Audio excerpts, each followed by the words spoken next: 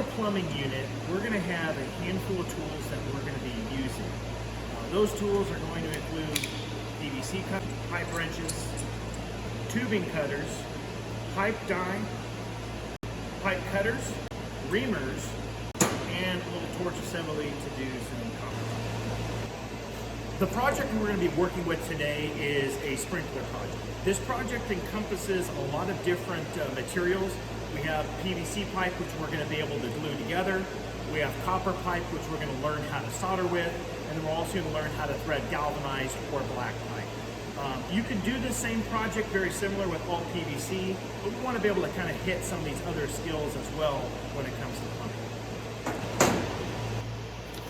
So on this project, we've got a lot of different parts. It doesn't matter which one we start with, but we're gonna go ahead and start with the copper because that one's gonna heat up and we wanna make sure that it cools down. We don't wanna put the hot copper into the PVC because it would just melt those parts.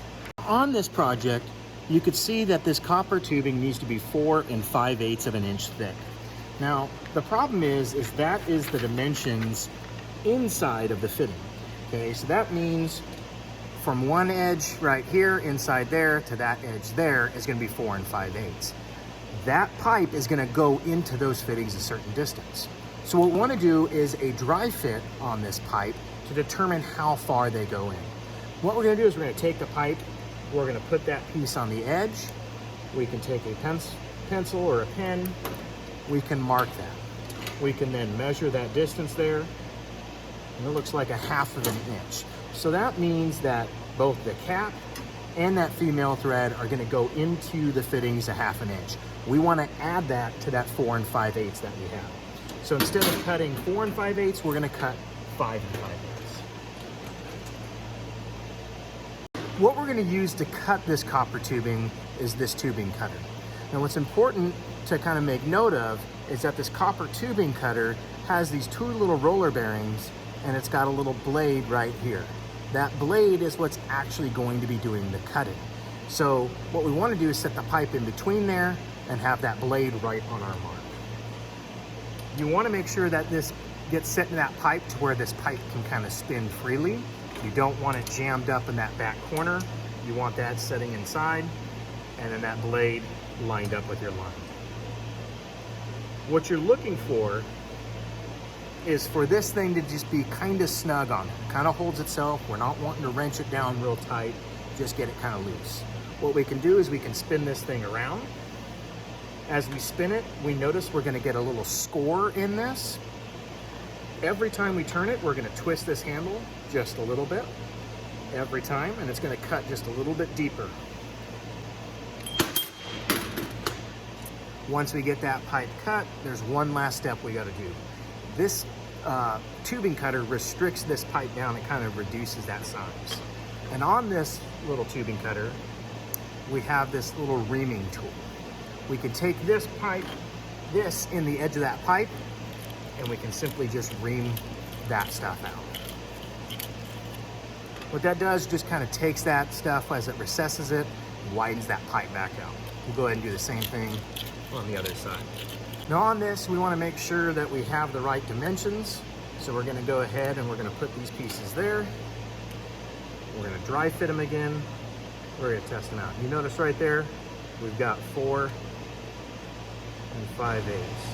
Now there's a couple of things that we're going to do with this. We have to solder on both of these ends.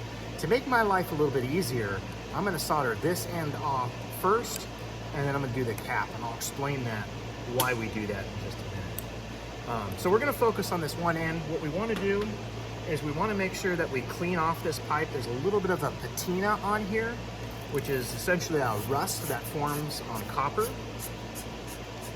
We can take this little wire brush tool and you can see how that shines up that copper. It makes it nice and clean, no dirt, no grime.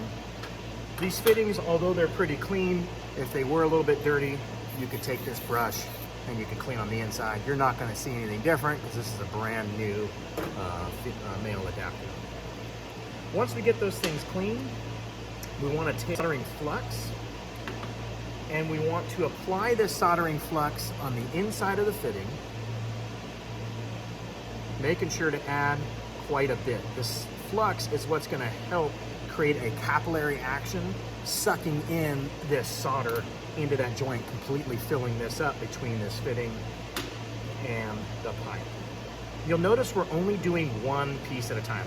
Once we have that, we can kind of push these things together, and you'll notice a nice little bead of flux that's on the outside of that pipe. We're ready to go ahead and start soldering.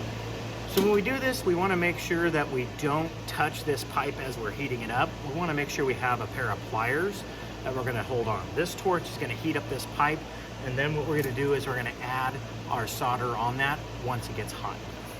So always have a pair of pliers that's going to hold on to it.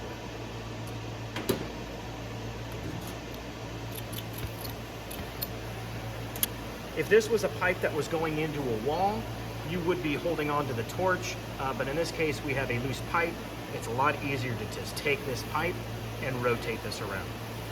What you're looking for on this is you're looking for some smoke to start billowing out on this end right here. That's going to tell you that that flux in that pipe is hot enough and that it's about ready for you to put that solder on. What we can do with this thing is we can just kind of test this as we start to see some smoke, pull it out of the flame, touch this to the pipe. If it doesn't melt, put it back in and reheat this pipe up. If we do this right, we should be able to just touch the top and this solder will wick all the way around. Start to see we've got a little bit more smoke kind of coming out. We're going to wait just a little bit longer. And we'll go ahead and touch this pipe. Sometimes we can kind of turn this just to make sure that we get a good fit in there. Go ahead and turn that off. And you can see it's a little bit sloppy, but we've got a good joint. There's no gaps. It sucked that stuff in. This pipe is going to seal. The reason we did this threaded piece first is now I can take my pliers and I can grab in. If I did this first, it would be a little bit hard, a little bit awkward. Different pair of pliers, you'd be able to get that through. But with this one, we've got some long nose pliers. What we're gonna do is we're gonna do the same thing, repeat it on this side. Start to see some smoke coming.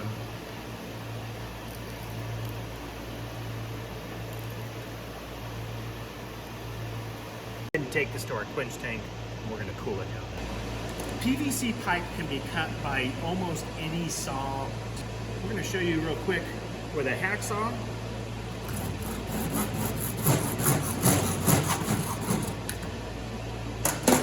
The problem that we get with a hacksaw is you get a lot of little burrs on it. My method that I prefer to cut with is these PVC cutters.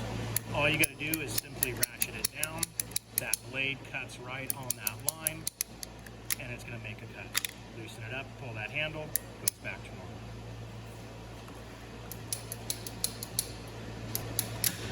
normal. You can simply just hold it with your hands. You see a difference between the hacksaw and that PVC cutter. There's no reaming, no cleanup, nothing that has to be done on this. On this one, we've got to take our fingers, we've got to take some tools, we've got to clean it up. Okay, it's messy. This method is a lot easier. There's one other thing that we can do that I want to show you, and that's cut this thing with string.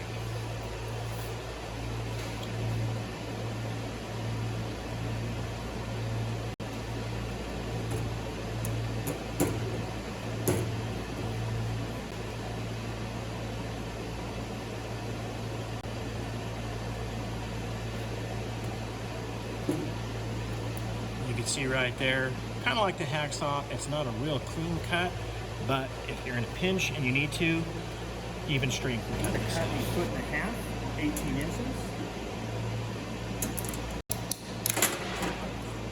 Just like the copper pipe, what we want to do is this pipe is going to need to go inside of these fittings, and we have to add that to each one of these measurements.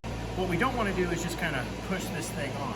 These ones are a little bit tighter fitting, and so we want to make sure that we really hammer those things down, make sure that's in that joint completely.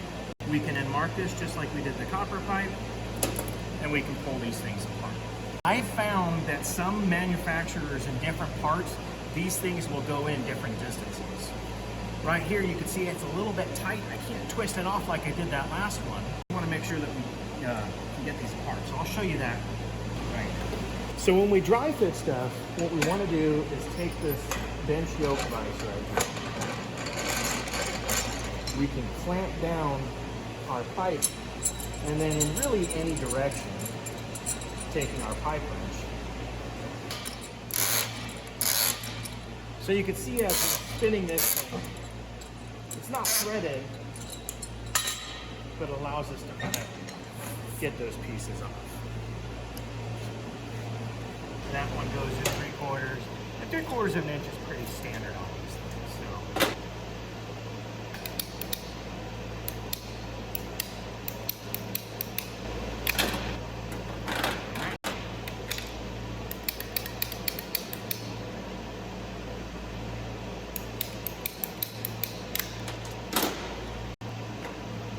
Here.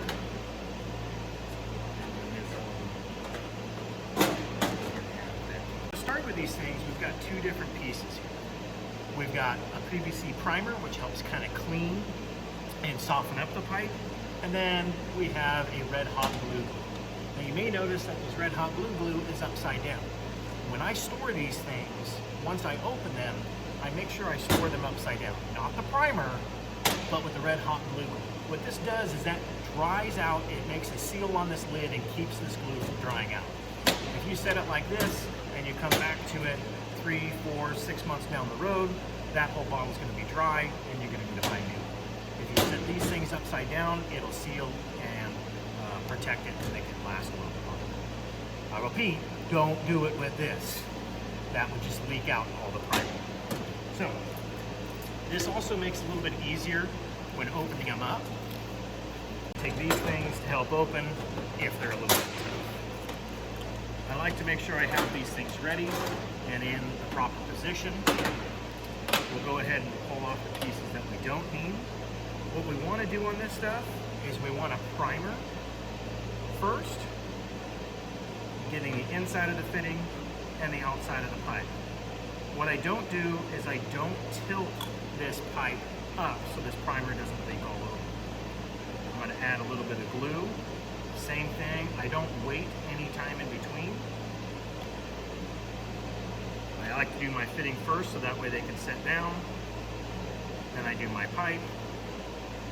And then when I'm done, what I want to do is actually just twist these things, push them together and twist. You are going to get a little bit of leaking on the table, that's okay. We can clean this off. It's a nice metal table, this stuff comes off pretty easy. What we're looking for is a nice little bead right in here, okay? We did get a little bit of primer there, okay, but the rest of the stuff looks pretty good. What we can do is repeat this process. When we do this, we want to make sure that we're not only just pressing this in, but we're actually twisting that. Make sure that we get a good seal on everything.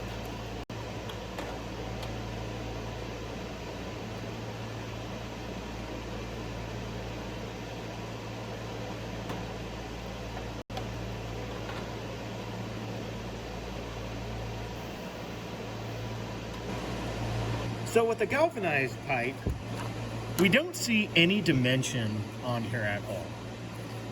I like to hide things in here to make sure that students read. And so on number 3 here, it says cut the galvanized pipe to 5.5 inches to achieve the correct dimensions. To get this chain vise down, we're gonna flip that over. We're gonna just tighten that down right there. The pipe cutter is very similar to the tubing cutter in the fact that it has 2 rollers and it's got that blade. Same concept, put the pipe in between there, put that blade right on the line. Once you get that snug onto there,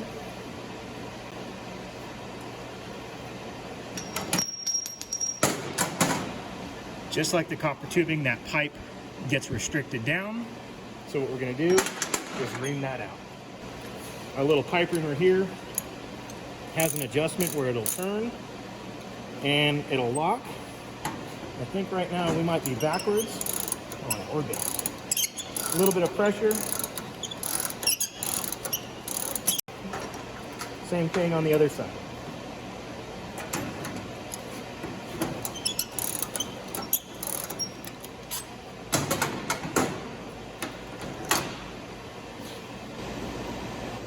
So this pipe die has this little lever right here.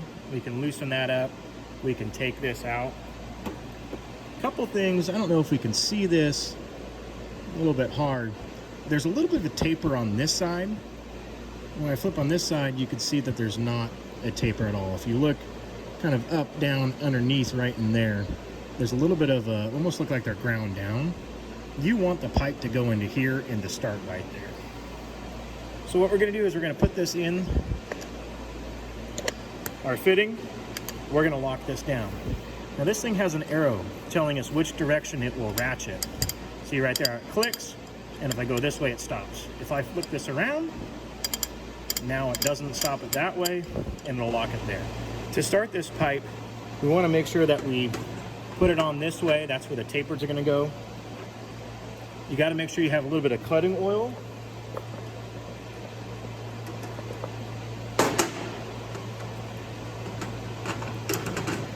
And then take your elbow into your body and then start ratcheting.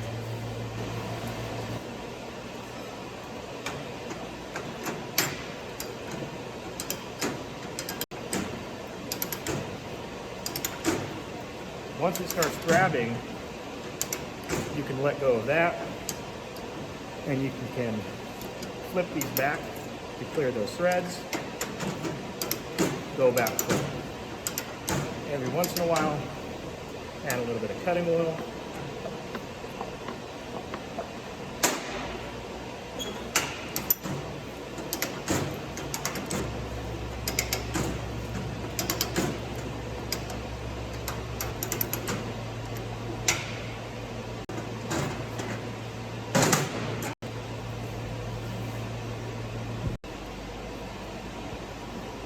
Go ahead and we're going to repeat that on the other side.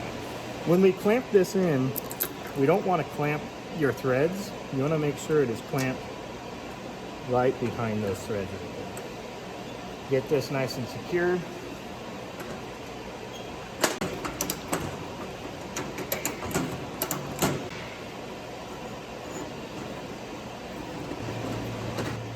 Anything that has threads needs to have this Teflon tape on it. We're not going to glue or do anything else. We're going to put Teflon tape. To do this, I like to hold the threaded piece in my right hand, and I like to take the Teflon tape in my left hand. And what I do is simply go over the top, and I'm just going to put my finger in there like that and just rotate that around. It pulls that tape through. Once I'm good, I can take my fingers, I can pinch it off, and I'm going to thread it clockwise. What that does is that doesn't pull that tape off as we go to thread it into the Now we have all of our pieces here. We're going to start just putting Teflon tape on every threaded joint.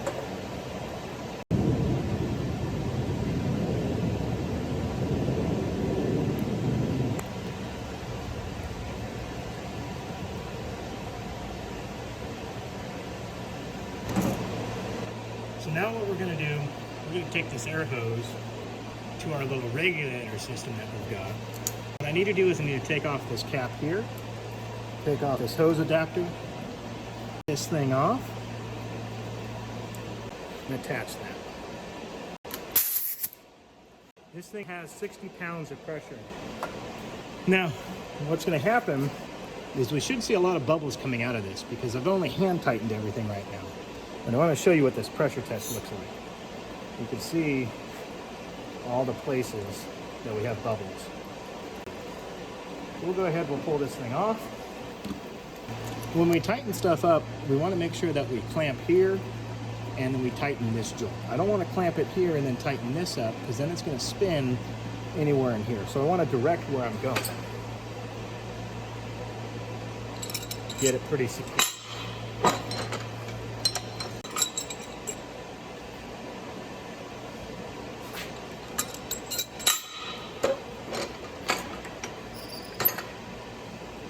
Now that we've gotten all those joints tightened up, we'll go ahead and we'll try it again. So now you can see when we turn on the valve, we don't have any bubbles coming up. Everything is tight, everything is secured, and the sprinkler works pretty good.